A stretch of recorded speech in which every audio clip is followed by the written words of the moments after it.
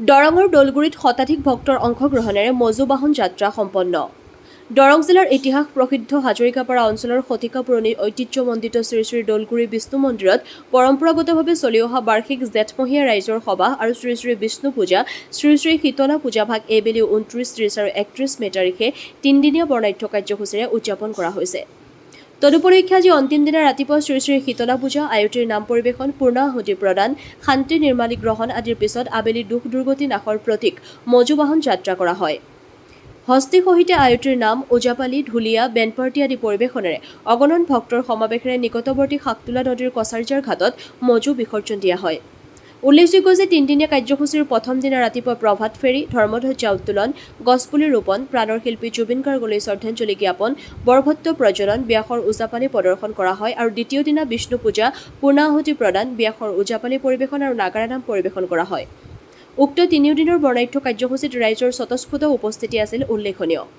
হাজৰিকাপাৰাৰ পৰা মানসজ্যোতি বৰুৱাৰ report, AIN live. Darrang জিলাৰ ইতিহাস প্ৰসিদ্ধ বৃহত্তৰ হাজৰিকাপাৰা অঞ্চলৰ ঐতিহ্যমণ্ডিত দৌলগুৰি শ্ৰী শ্ৰী বিষ্ণু মন্দিৰত পৰম্পৰাগতভাৱে অনুষ্ঠিত কৰি অহা জেঠমহীয়া ৰাইজৰ সভা, শ্ৰী শ্ৰী বিষ্ণু পূজা আৰু শীতলা পূজা ভাগ এইবেলি 29, 30 আৰু 31 মে তাৰিখে তিনিদিনীয়া বৰ্ণাঢ্য কাৰ্যসূচীৰে উদযাপন কৰিছে। আজি তেওঁলোকৰ তৃতীয় তথা অন্তিম দিন।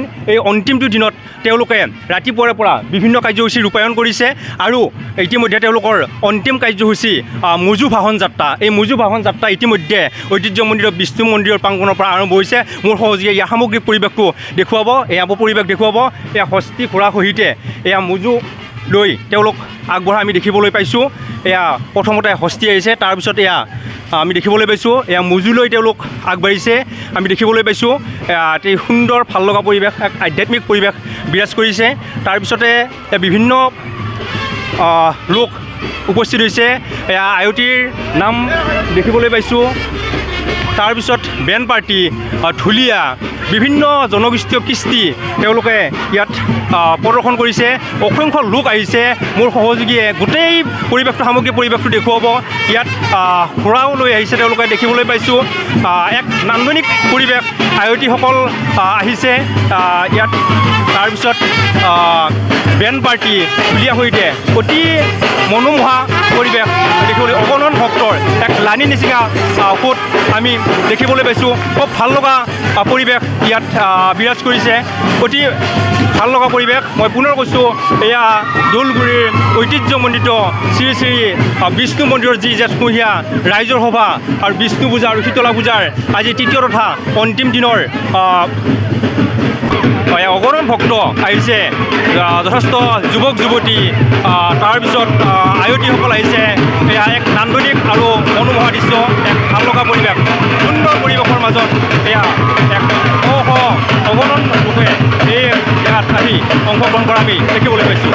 ইয়াত উদ্যোক্তা সমিতিৰ বিষয়ববী আছে, তেওঁলোকৰ পৰা আমি কিছু কথা জানিব বিচাৰিছোঁ। এই ঐতিহ্যমণ্ডিত দৌলগুৰিত যি ৰাইজৰ সভা বিষ্ণু পূজা ইয়াত অনুষ্ঠিত কৰা হৈছে, আজি মজু বাহন যাত্ৰা, আচলতে মজু কি এই সম্পৰ্কত আপোনাৰ পৰা জানিব বিচাৰিছোঁ। সঁচাকৈয়ে আজি অত্যন্ত ইমান ভাল লগা কথা যে আজি মজু বাহন আমাৰ তৃতীয় দিনৰ কাৰ্যসূচী মজু বাহন। মজু বাহন অন্য নহয় যে আমাৰ যিখিনি দুৰ্গতি সেইখিনি নাশ কৰিবৰ কাৰণে আমাৰ যিখিনি বেয়া বস্তু আছে, সেই বেয়া বস্তুখিনি আমি সেইখিনি আঁতৰাবৰ কাৰণে মজু বাহনটো আমি উটুৱাই দিয়া হয় ব্ৰহ্মপুত্ৰৰ সুঁতিত। অৰ্থাৎ সেই মজু বাহনৰ জৰিয়তে, মজুটো উঠোৱাৰ জৰিয়তে আমাৰ বেয়া বস্তুখিনি যিখিনি বেয়া আছে সেইখিনি আমি ত্যাগ কৰিব লাগে। সেইখিনি আমাৰ ইয়াত তিনিটা দিনত বিভিন্ন কাৰ্যসূচী ৰূপায়ণ কৰিছে। কি কাৰ্যসূচী মূল কাৰ্যসূচী ৰখা হৈছে? মূল কাৰ্যসূচী আমাৰ বিশেষকৈ আমাৰ বিষ্ণু পূজা আছে, তাৰপিছত শীতলা পূজা আছে, লগতে নাম আছিল আৰু ওজাপালি প্ৰদৰ্শন আছিল, আৰু লগতে আজি শেষৰ দিনা শীতলা পূজা, লগতে আমাৰ মজু বাহন, এই মজু বাহন যাত্ৰা আৰম্ভ হৈছে। এনেদৰে এই তিনিদিনীয়া যি বৰ্ণাঢ্য কাৰ্যসূচীৰে দৌলগুৰি বিষ্ণু মন্দিৰত যি জেঠমহীয়া ৰাইজৰ সভা, শ্ৰী শ্ৰী বিষ্ণু পূজা আৰু শীতলা পূজা অনুষ্ঠিত কৰি তেওঁলোকৰ এই অঞ্চলৰ, এই বৃহত্তৰ অঞ্চলটোৰ যি ঐক্য, শান্তি, সম্প্ৰীতিৰ এনাজৰীডাল কটকটীয়া কৰাৰ কাৰণে যি আশা লৈ আৰু সেই শান্তিৰ প্ৰতিষ্ঠাৰ কাৰণে যি অনুষ্ঠানভাগি অনুষ্ঠিত হৈছে, এয়া সঁচাই এক প্ৰশংসনীয়। আৰু আমিও AIN লাইভৰ তৰফৰ পৰা এই অনুষ্ঠানবোৰ আমি সফল কামনা কৰোঁ। যিকোনো খবৰ আৰু বিজ্ঞাপনৰ বাবে যোগাযোগ কৰক 7896121996।